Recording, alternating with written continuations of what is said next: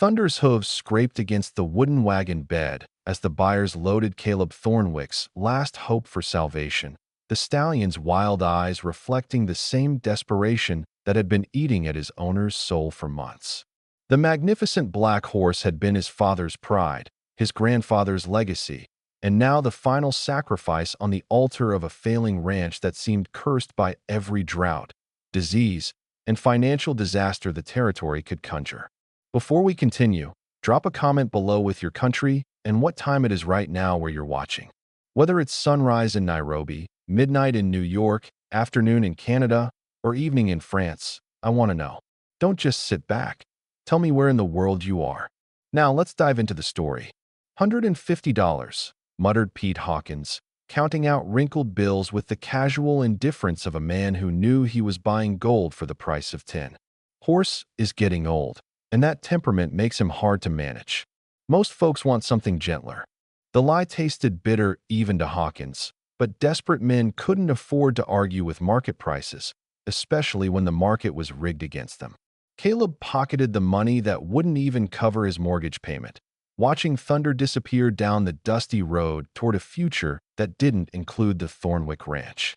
27 years old and already feeling ancient, he stood in the yard of the property his family had built with blood and sweat, knowing that come Friday, the bank would take it all unless he found a miracle in the next 3 days. Caleb Thornwick. A voice like honey poured over velvet drifted across the afternoon air, stopping his heart mid-beat. He turned to see a woman approaching his gate, and for a moment, he forgot how to breathe. She was beautiful in a way that seemed almost dangerous, with raven black hair that caught sunlight like silk and skin so pale it seemed to glow against her crimson dress that must have cost more than most men earned in a year. Everything about her was wrong for this place and time. Her clothing too fine for frontier life, her beauty too perfect for the harsh territory, her presence too commanding for a woman traveling alone. Yet she moved across his property with the confidence of someone who belonged everywhere and feared nothing, her emerald eyes fixed on him with an intensity that made his pulse quicken despite his exhaustion. "I heard you've been having some financial difficulties," she said, her voice carrying a slight accent he couldn't place but found hypnotically attractive. "Such a shame to see a man of your obvious capabilities reduced to selling family heirlooms just to survive another week." Her smile was sympathetic, but something in her eyes suggested she found his situation more amusing than tragic. Caleb's throat went dry as he realized this impossibly beautiful stranger knew details about his life that even his closest neighbors didn't possess. "Who are you? What do you want?" His hand instinctively moved toward the gun at his hip, but her laugh, musical and warm, made him feel foolish for the defensive gesture. "My name is Serafina Blackthorn, and I'm a woman who appreciates a man willing to work hard for what he wants." She stepped closer, and he caught a scent like night-blooming jasmine mixed with something darker he couldn't identify. "I have a business proposition that could solve all your problems, Mr. Thornwick. Interested in hearing details, or would you prefer to spend Friday morning watching strangers auction off your family's legacy?" The words hit him like physical blows because they were exactly what he'd been dreading, delivered by someone who had no business knowing his private fears. Caleb studied her face, searching for some explanation of how a woman dressed like Eastern royalty had appeared at his failing ranch with intimate knowledge of his desperate situation. "I'm listening," he said, though every instinct screamed warnings about deals that seemed too convenient and strangers who appeared exactly when you needed them most. But with Thunder gone and his options exhausted, Caleb Thornwick was desperate enough to listen to propositions from beautiful devils, even if his soul might be the price of salvation. Serafina's smile widened, revealing teeth that seemed too white and too sharp, and for just a moment, her reflection in his house windows showed something that didn't quite match the woman standing before him. Something older, hungrier, and infinitely more dangerous than any mortal beauty should possess. Serafina settled herself on Caleb's porch steps with fluid grace, arranging her crimson skirts so carefully that he found himself staring at the elegant curve of her ankles before catching himself and forcing his eyes back to her face. She seemed amused by his reaction, as if she was accustomed to making strong men lose their composure with nothing more than a calculated gesture. "The work is simple," she began, her voice carrying that same hypnotic quality that made rational thought difficult. "I have a transportation business that requires someone with your particular skills, a man who knows these mountains, can handle dangerous territory, and most importantly, can keep his mouth shut about what he carries."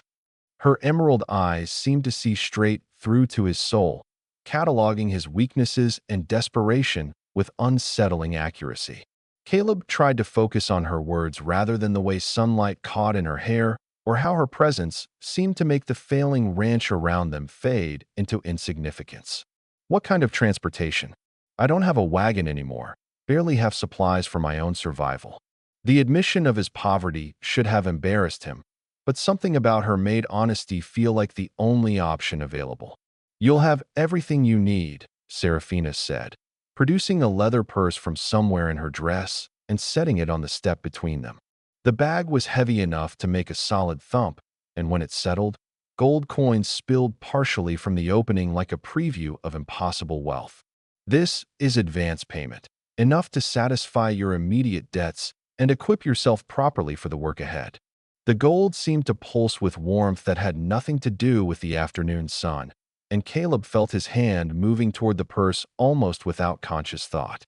But something about the coins looked wrong. Too old, bearing faces he didn't recognize, but that seemed familiar in an unsettling way. "What exactly would I be transporting?"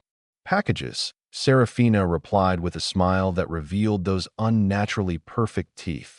"Sealed containers that require careful handling and discreet delivery to specific locations throughout the territory. The contents are valuable but fragile, and my clients pay exceptionally well for guaranteed safe arrival." She leaned forward slightly, and her scent grew stronger, making his head spin with something that felt almost like intoxication. "No questions asked," she continued, her voice dropping to an intimate whisper that made him feel like they were sharing dangerous secrets. "No examining the contents, no discussing the work with others, no deviating from the delivery instructions I provide.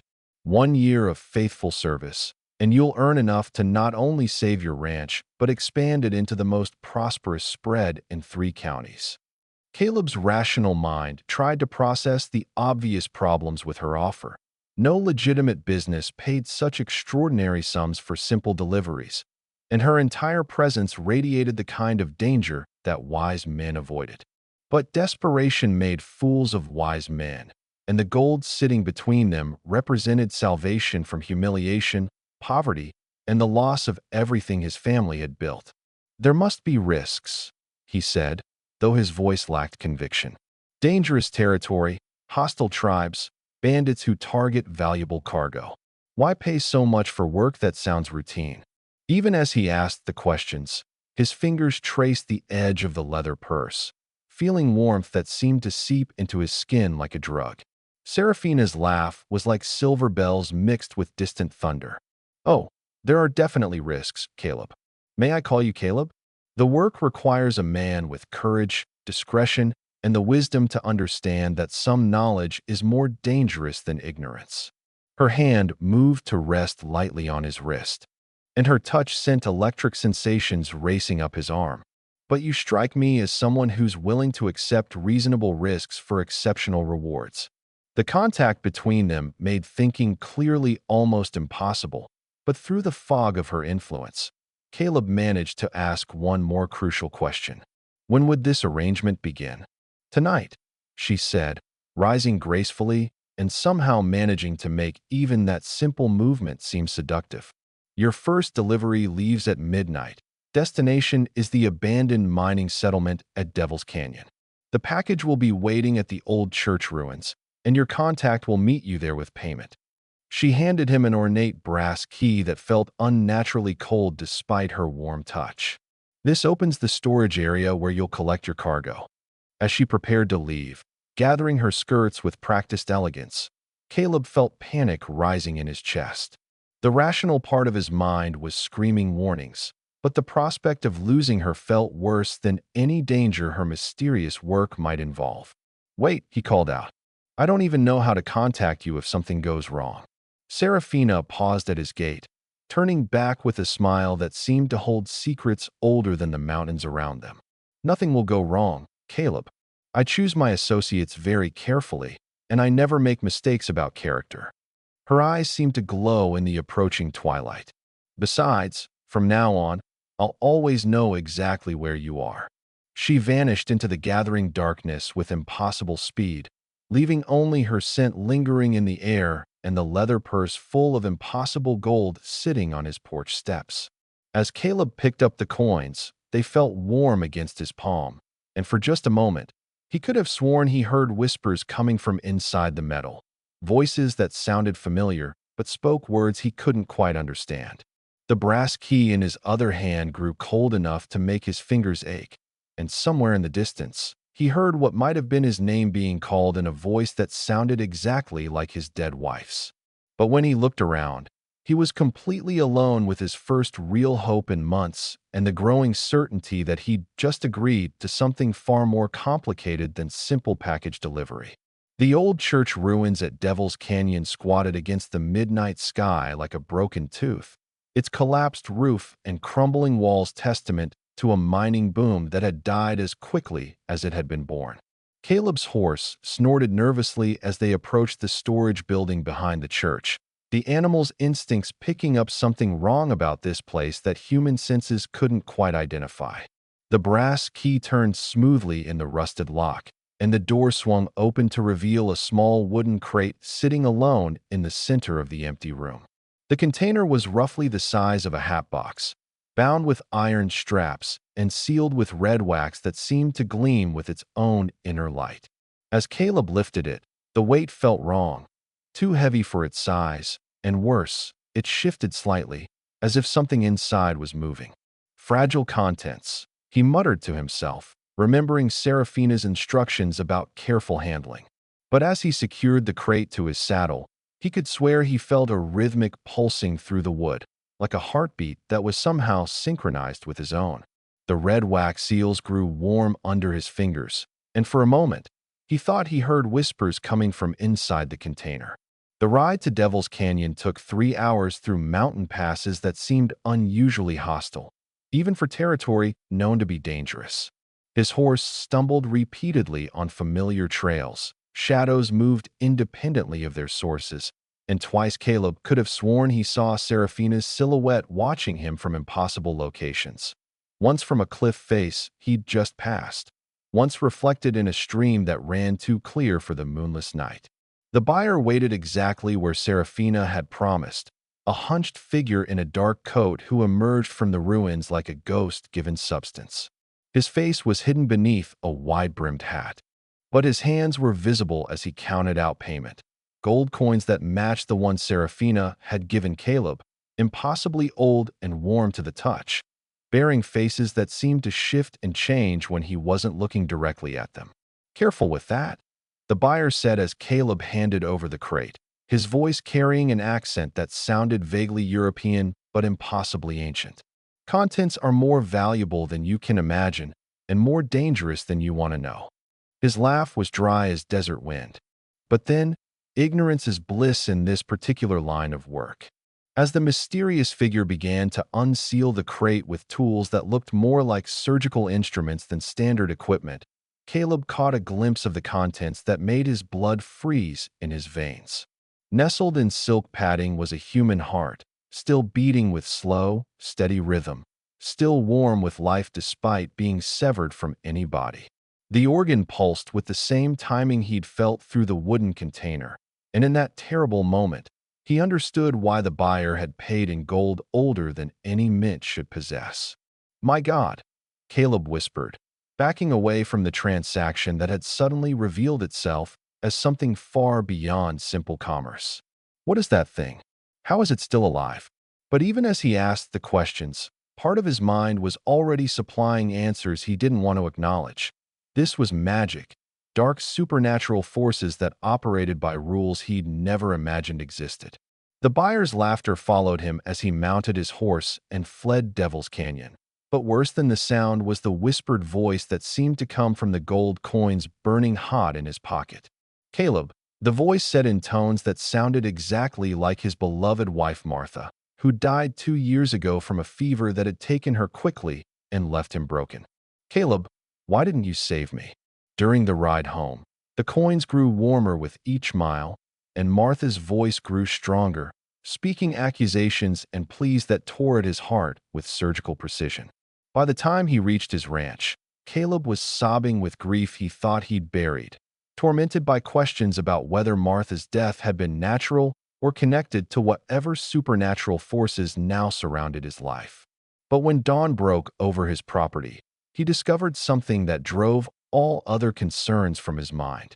His fields, which had been brown and dying just yesterday, were now green with impossible abundance. Vegetables had grown to full size overnight. His sick cattle were standing strong and healthy, and the very air around his ranch seemed to pulse with vitality that hadn't existed before his midnight delivery. The gold coins in his pocket had stopped whispering, but they remained warm enough to feel through the fabric, and when he examined them in the morning light, Caleb realized with growing horror that the faces on the coins were portraits of people he recognized from missing person reports posted around various towns. Men and women who'd vanished without trace over the past several years, their likenesses somehow preserved in metal that felt more like captured souls than minted currency. As he stood in his miraculously restored fields, watching crops that shouldn't exist sway in morning breezes that carried scents of jasmine and something darker, Caleb understood that his deal with Seraphina Blackthorn had already begun changing him in ways he couldn't yet comprehend. The prosperity he desperately wanted was manifesting around him, but it was being paid for with something far more valuable than money. Somewhere in the distance, he thought he heard Martha's voice again, no longer accusing but warning. Run, Caleb. Run before it's too late to save yourself. But as he looked at his thriving ranch and thought about the impossible wealth growing in his pocket, Caleb Thornwick realized that salvation and damnation might be the same word spoken in different languages, and he was no longer certain which one he'd chosen. 2 weeks after his first delivery, Caleb's ranch had transformed into something that defied natural law and drew visitors from 3 counties who came to gawk at what they were calling the miracle of Thornwick Valley. His vegetables grew to prize-winning size within days of planting. His cattle had gained weight that should have taken months to accumulate, and his water well had begun producing the sweetest, clearest water anyone could remember tasting. "Ain't never seen anything like it," marveled Sheriff Tom Bradley, examining tomatoes the size of melons and corn stalks that towered 12 feet high. "It's like your land got blessed by something, Caleb. What's your secret?" The lawman's eyes held genuine curiosity mixed with suspicion, because prosperity this dramatic didn't happen naturally in territory known for breaking men's spirits along with their backs. Caleb deflected the questions with modest shrugs and comments about improved farming techniques, but privately he knew the source of his miraculous fortune. 3 more deliveries for Seraphina had brought 3 more impossible payments, along with escalating transformations to his property that seemed to pulse with supernatural vitality. Each sealed package had contained something that shouldn't exist: organs that beat without bodies, eyes that blinked without faces, hands that moved without arms. But the true horror wasn't what he was transporting. The real nightmare was what was happening to his neighbors. Henry Morrison's ranch, located just 5 miles east, had been found completely abandoned last Tuesday. The family had simply vanished, leaving behind cattle that had died overnight and crops withered to ash in fields that looked like they'd been drained of life itself. Strange symbols were burned into the ground around the property, intricate patterns that hurt to look at directly. "The Daniels place went the same way," whispered Mrs. Ferguson during her visit to admire Caleb's impossible garden. "Just gone overnight, like something sucked the life right out of everything. But those marks in the dirt." She shuddered, crossing herself. "Preacher says they're devil signs, warnings about what happens when folks mess with forces they don't understand." Caleb forced his expression to remain neutral, but inside, ice was forming in his veins as he recognized the truth Mrs. Ferguson's words were dancing around. The symbols burned into his neighbor's properties matched the patterns he'd seen embroidered on Seraphina's crimson dress, and the timing of each disappearance coincided perfectly with his deliveries. Whatever supernatural force was feeding his prosperity was literally draining life from the surrounding area to power his miraculous transformation. That evening, as he counted the impossible gold coins that never seemed to lose their unnatural warmth, Caleb forced himself to confront what he'd been trying to ignore. The faces on the currency weren't just random missing people. They were his neighbors, friends he'd known for years, families who'd simply vanished without explanation. Each coin represented someone who'd been consumed by whatever dark machinery Serafina operated, their essence somehow preserved in metal that burned with stolen life. "Martha," he whispered to his wife's portrait on the mantelpiece, "what have I gotten myself into?" But even as he spoke her name, he realized with growing horror that Martha's voice hadn't spoken to him since that first night. The warnings that had seemed to come from her spirit had fallen silent, replaced by something else that whispered in the coins when he held them close to his ear. The new voice belonged to Henry Morrison, his missing neighbor, and it spoke with the hollow desperation of someone trapped between life and death. "She took everything, Caleb. Our souls, our life force, our children's future. And now she's using our essence to power your prosperity while we're trapped in this golden hell, watching our own energy being fed to your land." More voices joined Henry's as Caleb listened with growing terror: the Daniels family, the Peterson children, elderly Mrs. Martinez who disappeared while visiting her sister. All of them imprisoned in the supernatural currency that was making him wealthy beyond any rancher's dreams. All of them aware of their fate and desperate for release from whatever prison Serafina had constructed for stolen souls. "You have to stop her," they pleaded in chorus, their voices blending into a symphony of anguish that made his hands shake. "Each delivery makes her stronger, feeds more life into your ranch while draining it from everywhere else. Soon there won't be anyone left in the territory except you and your impossible garden, growing fat on the stolen life force of everyone you've ever cared about."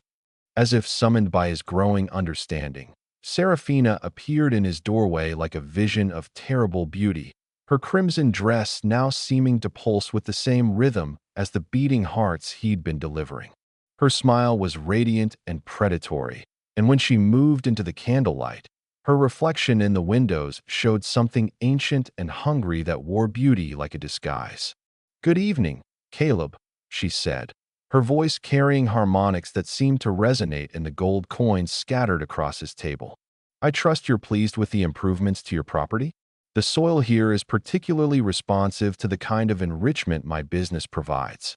Her emerald eyes glowed with inner fire as she surveyed his transformed home. "But we're just getting started, my dear. Your next delivery will be the most important yet, and the most profitable." The coins in Caleb's hands grew burning hot as the trapped voices screamed warnings he could no longer ignore. But as Serafina's beauty washed over him like a physical force, he realized that stopping her might require sacrificing the prosperity that had saved him from ruin. The terrible choice was crystallizing before him: continue serving as her unwitting agent in whatever supernatural harvest she was conducting, or find the courage to fight an entity whose power was already consuming everything he'd ever loved. Outside his window, he could see his miraculous crops swaying in windless air, pulsing with life stolen from neighbors who'd become currency in a transaction he was only beginning to understand. The fourth delivery led Caleb to an abandoned warehouse outside Socorro, where Serafina waited for him in the shadows like a predator grown tired of stalking. Her beauty seemed more intense than ever, but now he could see the subtle wrongness beneath the perfection. The way her skin never showed perspiration despite the desert heat, how her breath never fogged in the cold mountain air, the fact that mirrors sometimes failed to show her reflection at all. "You've been asking questions," she said without preamble, her voice carrying a dangerous edge that made his horse shy away from her presence. "Talking to people about missing neighbors, examining the gold too closely, listening to voices that should remain silent." Her emerald eyes seemed to glow in the dim light, filtering through broken warehouse windows. "Curiosity is such a destructive trait in men, don't you think?" Caleb forced himself to meet her gaze despite every instinct screaming at him to run. People are disappearing. Entire families vanishing overnight while my ranch prospers beyond all reason. A man would have to be blind not to notice the connection. His hand rested on his gun, though he suspected bullets would be useless against whatever she truly was. Seraphina's laugh was like breaking glass mixed with distant thunder. Oh, Caleb. Sweet, naive Caleb. Did you really think prosperity came without cost? That miracles happened without sacrifice. She began walking around him in a slow circle, her movements too fluid to be entirely human. Every blessing requires payment. Every gift demands a price.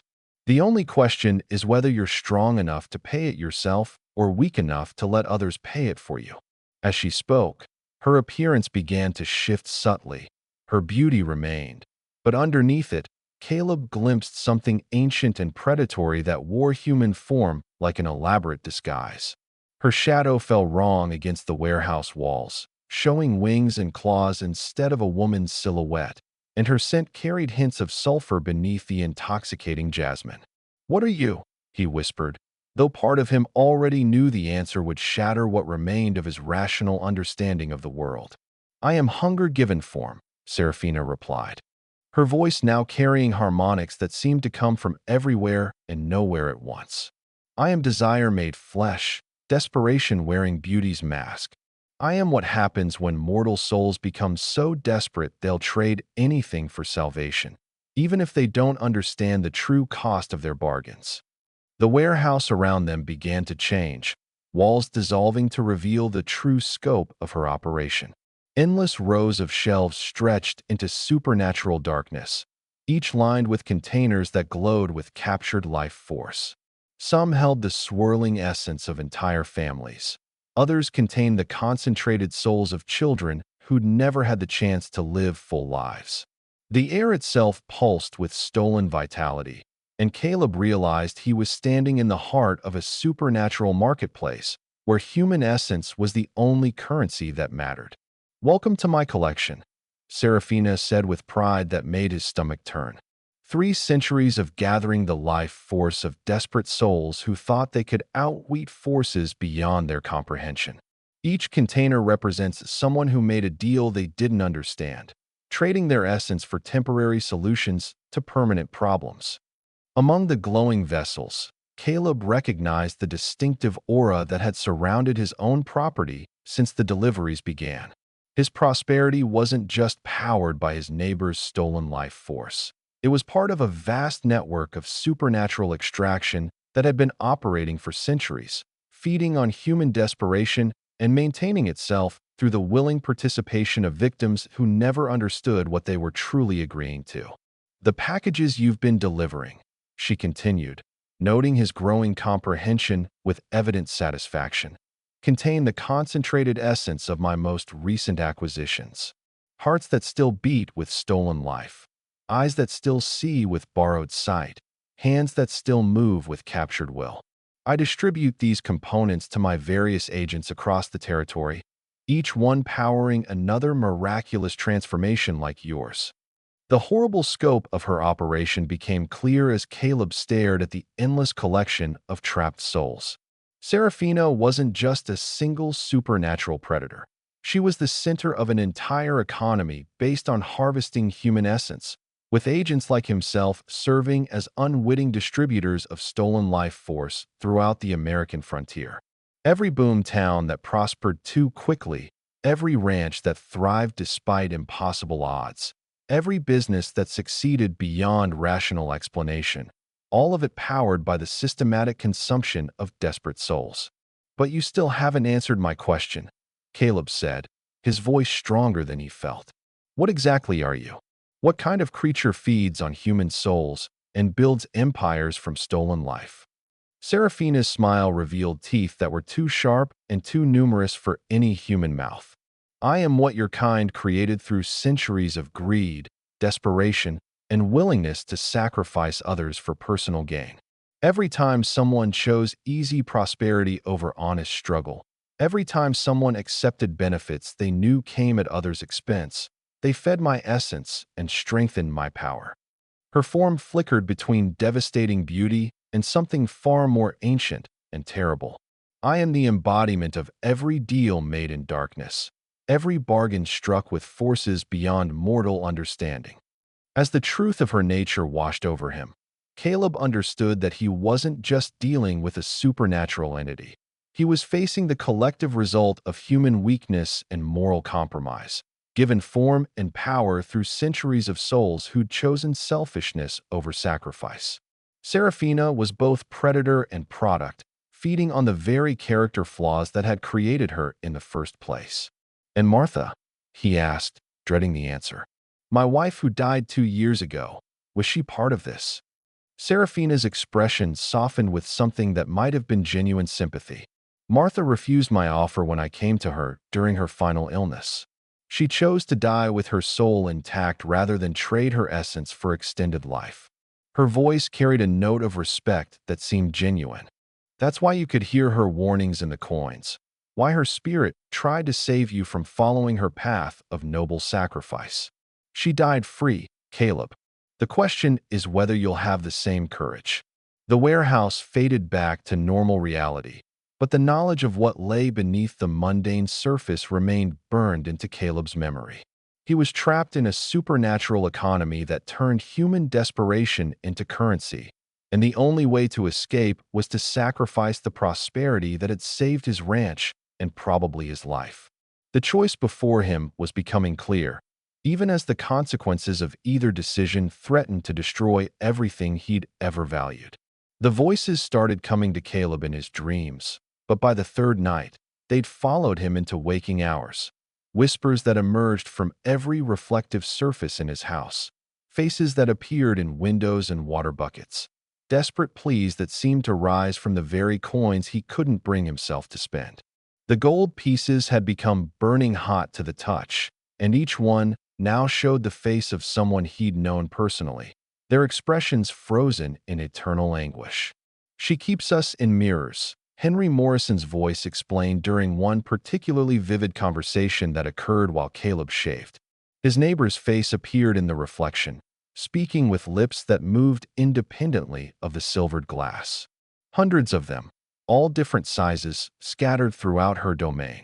We can see everything she does, feel the pieces of our essence being distributed across the territory, but we can't escape or warn anyone new. Caleb's hand shook so violently, he nearly cut his own throat. Where's this place? How do I find her real location? But even as he asked, he dreaded the answer, because finding Serafina's true lair would mean confronting the full scope of her supernatural empire. Follow the warmth in the gold.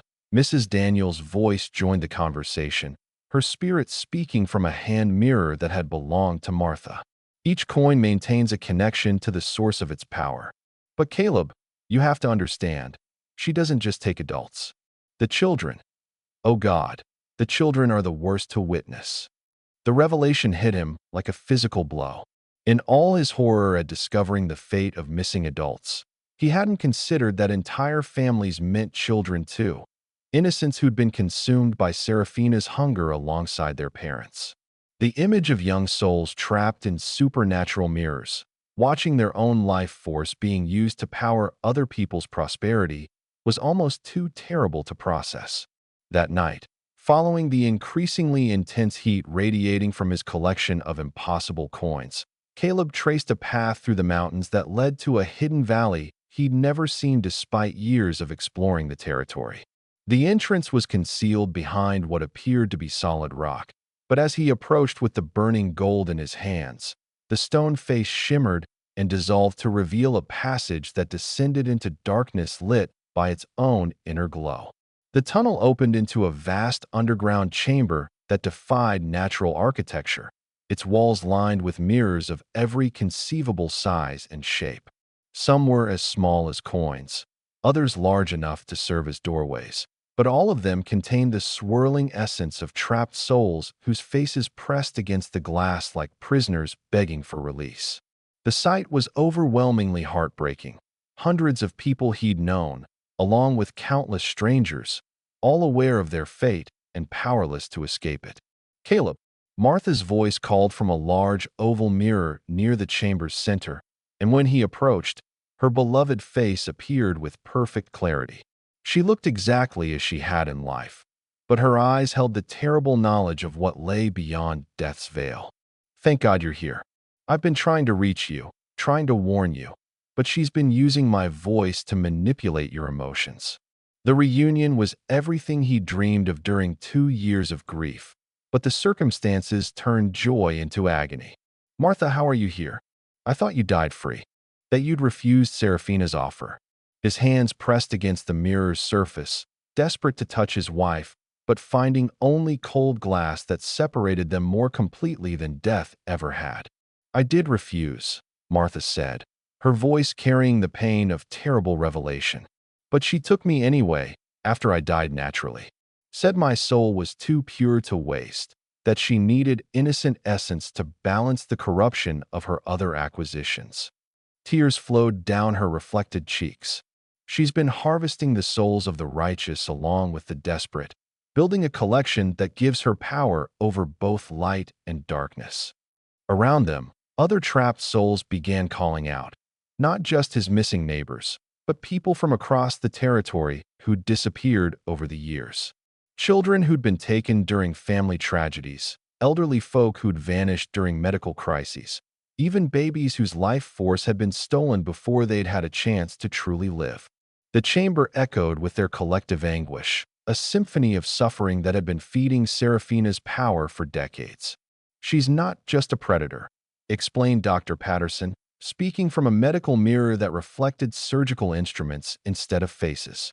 "She's building something, collecting specific types of souls for a purpose we can only guess at.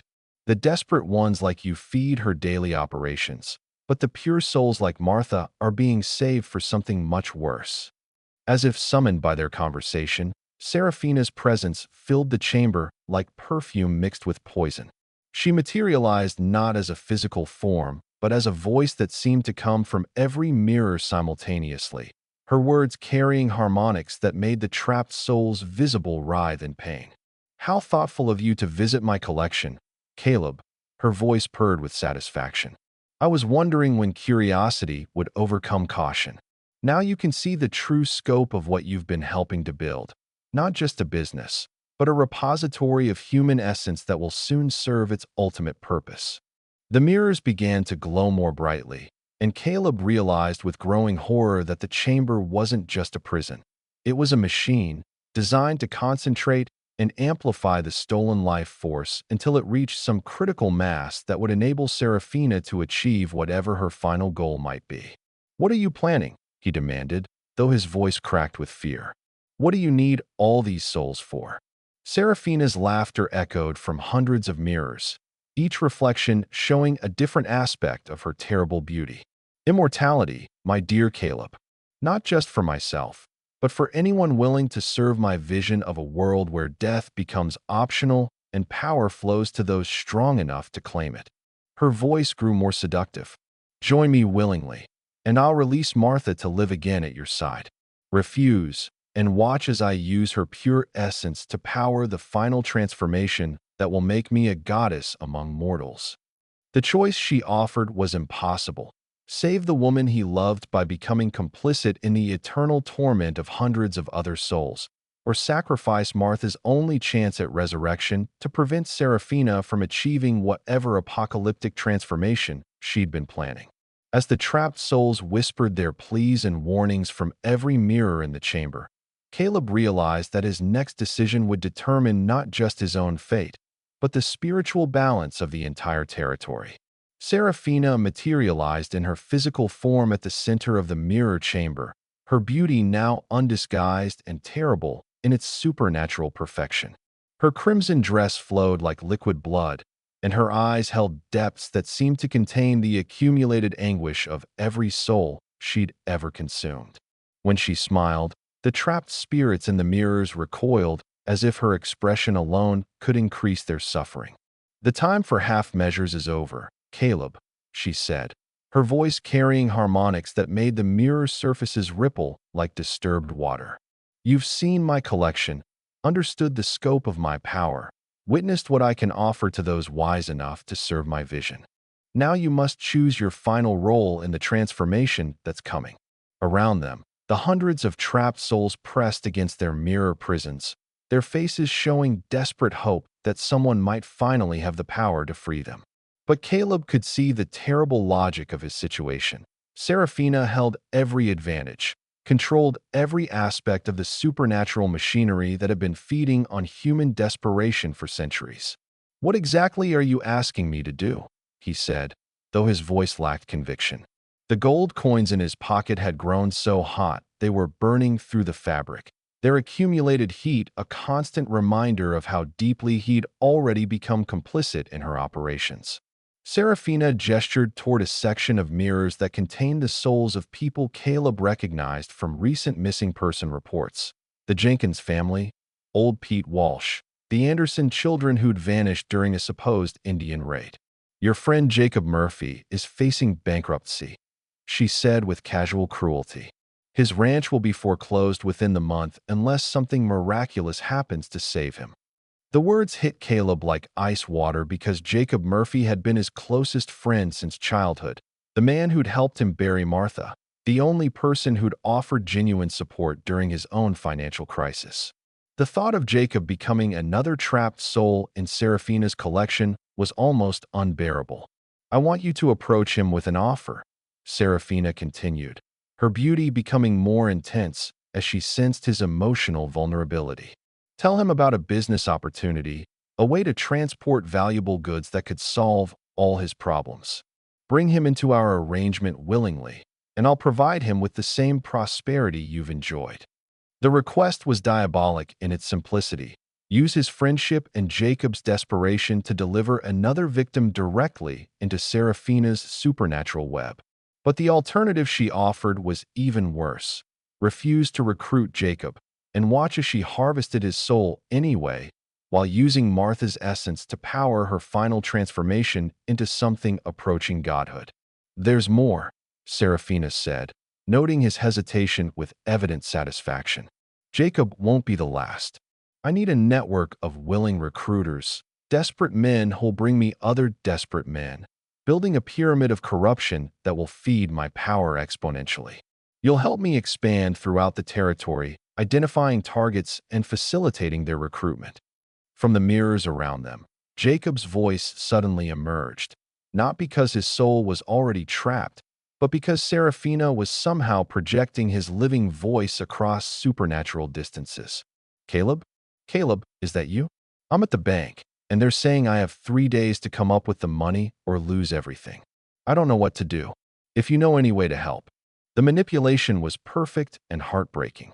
Seraphina was letting him hear his friend's genuine desperation in real time, demonstrating both her power to monitor events across vast distances and her willingness to exploit every human weakness for her own purposes. "Bring him to me," she said softly, her hand reaching out to caress Caleb's cheek with fingers that felt like ice despite their apparent warmth. "Save your friend through our partnership, and I'll ensure both of you prosper beyond your wildest dreams. Refuse, and watch as I take him anyway while using your beloved Martha's pure essence to achieve immortality that will make me unstoppable." Martha's face appeared in the largest mirror, her expression showing the terrible knowledge of what her essence could become in Seraphina's hands. "Don't sacrifice yourself for me, Caleb," she said, her voice breaking with emotion. "Don't become the monster she wants you to be. I chose to die free, and I'd rather remain trapped forever than watch you destroy your soul trying to save mine." But even as Martha spoke, Caleb could see other mirrors beginning to glow more brightly. Seraphina was already drawing power from the trapped souls, preparing for the final ritual that would either make her godlike or be prevented by his willing cooperation in expanding her network of corruption. "Jacob doesn't have 3 days," Seraphina said with cruel precision. "He has 3 hours before the bank's deadline expires, and he loses everything. But you could reach him in 2 hours if you leave now. Arrive just in time to offer salvation when he's most desperate to accept any solution." Her smile was radiant and terrible. "Time is running out, Caleb. For Jacob, for Martha, for your own chance to be part of something magnificent rather than another obstacle to be swept aside. The choice crystallized before him with devastating clarity. Become Serafina's willing agent in corrupting his best friend and countless others, or watch as she consumed everyone he'd ever loved while achieving the power to expand her supernatural harvest across the entire American frontier. Either way, innocent people would suffer. The only question was whether he'd be complicit in their destruction or powerless to prevent it. As the mirrors around them pulsed with increasing intensity, and Martha's trapped soul whispered desperate love from behind impenetrable glass, Caleb realized that some choices were impossible because every option led to damnation. The only variables were how many others would be destroyed alongside him, and whether he'd retain enough humanity to recognize the monster he was becoming. The gold coins in his pocket had grown so hot they were searing his flesh, but the pain was nothing compared to the agony of deciding between betraying his closest friend and watching his wife's soul be consumed to power an entity that could reshape the world according to her twisted vision of supernatural dominion. The abandoned church outside Millfield had become their sanctuary, though Caleb wondered if any place was truly safe from Serafina's reach. 6 men sat in a rough circle among the broken pews, their faces gaunt and haunted. Each bore the telltale signs of Serafina's influence: the dark circles under their eyes, the tremor in their hands when they spoke her name, the way they unconsciously touched their hearts as if checking they were still beating. "Tell me again how you broke free," said Marcus Webb, a cattle rancher from 2 counties over. His voice cracked with desperation. "I can still feel her pulling at me, even now." Caleb stared at the dusty altar, remembering the moment he'd first glimpsed Serafina's true nature in her mirror room. "It was my wife's voice," he said quietly. "Mary's spirit somehow reached through the whispers in those packages. When I heard her calling my real name, not the honey-sweet way Serafina says it, I could see past the illusion for just a moment." Thomas Kearney, barely 20 and already hollow-eyed, shook his head. "I don't have a dead wife to save me. She took my Sarah right in front of me, and I just stood there smiling while she did it." His hands clenched into fists. "She made me think it was beautiful." The pain in the young man's voice cut through them all. Caleb had learned that Serafina's cruelty knew no bounds. She would seduce men into betraying everything they claimed to love, then force them to watch as she consumed the life force of their families and friends. The woman in town, Martha Henley, she seemed to know something, offered Jim Prescott, a shopkeeper whose wife had vanished 3 months ago. When I mentioned the beautiful stranger, her face went white. Said her grandmother used to tell stories about such creatures. "Stories won't help us," Marcus snapped, then immediately winced as if the aggressive words had caused him physical pain. They all felt it, the crushing weight that settled on their chests whenever they spoke against Serafina or tried to resist her pull. "She's in my head even now, whispering about how foolish this is, how I should come back to her." Caleb knew the feeling intimately. Even sitting in this consecrated place, he could feel Serafina's presence like a hook lodged in his heart, tugging him back toward her crimson dress and impossible beauty. The very air seemed to shimmer with her phantom scent. Martha's grandmother might have answers, Caleb said, fighting through the fog that always clouded his thoughts when he tried to plan against Serafina. "But we need to be careful. She's watching us somehow. I can feel her eyes." As if summoned by his words, a shadow passed across the broken stained glass window. For a moment, the shattered image of an angel seemed to twist into a woman's silhouette, beautiful and terrible. Young Thomas cried out and pressed his hands to his temples. "She's here. I can hear her singing." His voice rose to near panic. "She's telling me to come home, that she forgives me for this foolishness." The others were feeling it too, the inexorable pull that made every step away from Serafina feel like walking through thick mud. Caleb gritted his teeth and grabbed Thomas's shoulders. "Listen to me. Remember what she took from you. Remember Sarah's real face, not the illusion she showed you." But even as he spoke, Caleb felt his own resolve wavering. Through the pain of resistance, Serafina's voice drifted like smoke through his mind. "Come back to me, my darling Caleb. Why do you fight what we both know you want?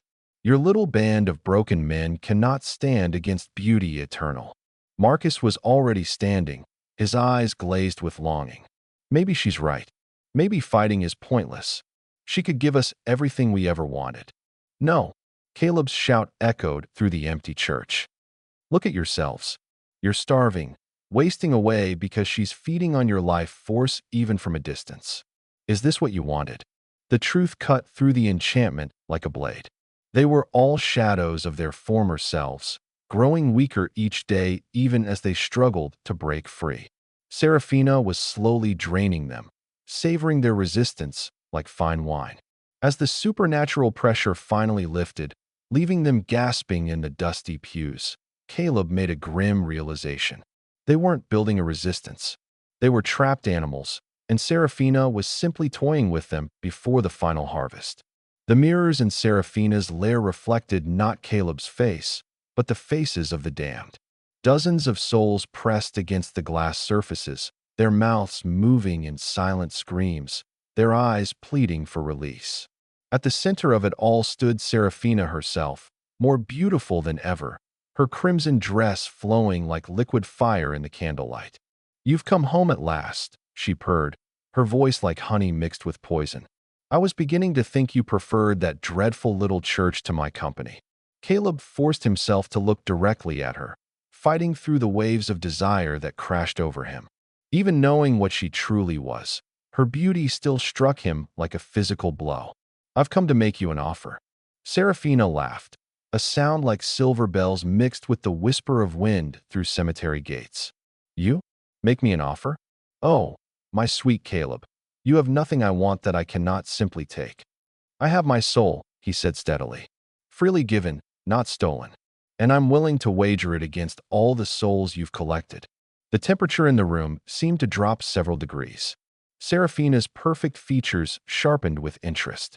A challenge? How deliciously old-fashioned. "But what makes you think you have anything to offer that I don't already possess?"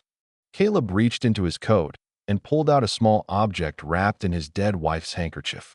"Because I'm offering you something you've never had. A soul given in love, not desperation or desire." For the first time since he'd known her, Serafina looked uncertain. Her beauty flickered slightly, like a candle flame in a breeze. "Love," she spat. "That weakness has no power here." "Then you'll accept my challenge?" Caleb pressed. "One contest. If I win, you release every soul you've trapped and leave this territory forever. If you win, I'll serve you willingly for eternity, and you can feed on my devotion until the end of time." Serafina circled him like a predator, her form seeming to shift and flow. Sometimes she appeared as the devastating beauty who had first approached him. Other times, he caught glimpses of something else in his peripheral vision, something ancient and hungry. "What manner of contest?" she asked, her voice now carrying harmonics that made his bones ache. "A test of truth," Caleb said. "We each look into the mirror of souls, and whoever can face their true reflection without flinching wins." The supernatural entity threw back her head and laughed. "You fool. I am beauty incarnate. My reflection is perfection itself. You're asking me to look upon my own glory. Then you accept?" Serafina's eyes glittered with cruel amusement. "Oh, I more than accept. I relish it." She gestured to the largest mirror in the room, its surface swirling with trapped spirits. "Shall we begin?" As they approached the mirror together, Caleb felt something he hadn't experienced in months: hope. Because there, just at the edge of his vision, he could see Mary's spirit moving within the glass. Her lips were moving, forming words he couldn't quite hear, but somehow understood. "She feeds on desire," Mary's spirit whispered through dimensions. "But love sees truth." Serafina positioned herself before the mirror, her beauty radiating like heat from a forge. "I'll go first, my darling Caleb, so you can witness true perfection before your inevitable defeat." But as she gazed into the mirror's surface, something unexpected happened. The reflection that stared back wasn't the devastating beauty she projected. Instead, the glass showed her as she truly was, a withered, ancient creature with hollow eyes and skin like parchment. Centuries of stolen beauty had never been truly hers, only borrowed power that masked her fundamental emptiness.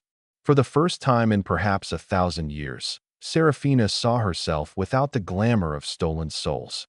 The creature in the mirror was hideous not because of its appearance, but because of what it lacked: any spark of genuine warmth, love, or humanity. "No," she whispered, her voice cracking like old leather. "This isn't, this cannot be." Her perfect form began to waver, cracks appearing in her flawless skin like a porcelain doll beginning to shatter. The stolen beauty that sustained her was failing as she was forced to confront the truth of her existence. Caleb stepped forward, his heart pounding. Through the mirror, he could see Mary's spirit and all the others pressing against the glass, sensing their moment of potential freedom. "Your turn," Serafina gasped, her voice no longer musical but desperate and raw. "Look into the mirror, Caleb Thornwick. See what you truly are." Caleb met his own gaze in the glass, and what he saw there was simple truth: a man who had made mistakes, who had been tempted by easy answers, but who had learned to choose love over desire, sacrifice over selfishness. The reflection showed him as flawed but genuine, scarred but real. "I see a man who loved his wife," he said quietly, "and who chooses to love her memory more than false promises." Behind him, Serafina let out a shriek that shattered every mirror in the room except the one before them. As the glass exploded outward, the trapped souls began to pour free, streaming toward the light like moths toward flame. But the contest wasn't over yet. Serafina's scream echoed through the collapsing lair as her stolen beauty continued to crumble away like paint peeling from rotted wood. The ancient creature that stood before Caleb bore no resemblance to the devastating woman who had seduced him months ago. Her skin hung in papery folds, her eyes had sunken deep into her skull, and her once magnificent hair fell out in brittle clumps. "This isn't possible," she rasped, her voice now the sound of autumn leaves scraping across stone. "I am eternal. I am beauty itself." "You're nothing but a thief," Caleb said, his voice steady despite the supernatural wind that whipped through the chamber as reality bent and twisted around them. "And thieves always get caught eventually." The freed souls swirled around them like a luminous tornado, each spirit pausing to touch Caleb's face in gratitude before ascending toward whatever lay beyond. He felt their relief, their joy, their final peace as they escaped their glass prisons. But one spirit remained. Mary materialized beside him, her form more solid than the others, glowing with warm golden light. "My darling Caleb," she whispered, her voice exactly as he remembered it. "I've been trying to reach you for so long." Tears streamed down his face as he reached toward her, his fingers passing through her ethereal form. "Mary, I'm so sorry. I should have seen through her lies sooner. I should have remembered what real love looks like." Mary smiled, the expression full of forgiveness and understanding. "You were grieving, and grief makes us vulnerable to false promises. But you found your way back to truth." Serafina let out one final, desperate shriek and lunged toward them, her clawed hands grasping for Mary's spirit. "If I cannot have beauty, then no one shall have love." But as her withered fingers passed through Mary's light, the ancient creature simply crumbled. Like a tower of ash touched by wind, Serafina collapsed into dust that scattered across the floor of her ruined lair. Where she had stood, only a small pile of gray powder remained, along with the crimson dress that had once seemed so magnificent. The mirrors around them finished shattering, their fragments turning to sparkling motes that drifted away like snow. The supernatural oppression that had weighed on the territory for months lifted all at once, leaving behind only clean, fresh air. "It's over," Mary said softly. "She can't hurt anyone anymore." Caleb nodded, but his heart was breaking anew. "Will I see you again?" Mary's spirit was already beginning to fade, her task complete. "Someday, when your time comes naturally. But not yet, my love. You still have work to do." "What kind of work?" Her voice grew distant as she continued to dissolve into light. "She wasn't the only one, Caleb. There are others like her out there, preying on desperate souls. Others who will need someone to teach them how to resist temptation, how to choose love over desire. And then she was gone, leaving only the faintest scent of wildflowers and the memory of her warm smile. Caleb stood alone in the ruined lair as the walls began to collapse around him. He walked out into the dawn light, leaving behind the dust that had once been Seraphina and the shattered remains of her house of horrors. When he returned to his ranch, he found it exactly as it had been before Seraphina's intervention, struggling, modest, but honest. The supernatural abundance had vanished with its source. His cattle were ordinary cattle again. His crops grew at normal rates, and his banknote was still due. But for the first time in months, Caleb smiled as he looked over his land. It was his, earned through genuine work rather than supernatural bargains. The sun felt warm on his face, the air smelled clean, and he could hear the natural sounds of his ranch without any underlying whispers of false promises. Over the following weeks, the other men who had fallen under Seraphina's influence began to recover. Marcus Webb stopped by to thank him, his eyes clear for the first time since they'd met. Thomas Kearney left the territory entirely, saying he needed to start fresh somewhere that didn't hold painful memories. Jim Prescott reopened his shop and began the long process of rebuilding his life. Caleb helped them all as best he could, sharing what he'd learned about recognizing supernatural predators and resisting their temptations. He spoke of the difference between love and desire, between honest work and easy solutions, between true beauty and deceptive glamour. But late at night, when the wind blew across the plains, Caleb sometimes caught glimpses of figures in the distance. Beautiful women who seemed to shimmer in the moonlight. Handsome strangers with perfect smiles and impossible promises. He knew Mary had been right. Seraphina was just one of many such creatures that fed on human weakness and desperation. The difference now was that Caleb knew how to look away. He had learned that some prices were too high to pay, that some bargains were never worth making, and that the love of someone who truly knew you was worth more than all the false beauty in the world. As he settled into bed each night, Caleb would touch the simple wedding ring he still wore and whisper a prayer of gratitude. He had been tempted, he had fallen, but he had found his way back to truth. And in a world full of beautiful monsters, that knowledge would have to be enough. If this story touched your heart and reminded you that hope can emerge from the darkest circumstances, subscribe to this channel for more incredible tales of courage, faith, and the power of love to transform even the most broken places. Hit that notification bell so you never miss these amazing stories from America's frontier, where ordinary people discovered extraordinary truths about what it means to be human.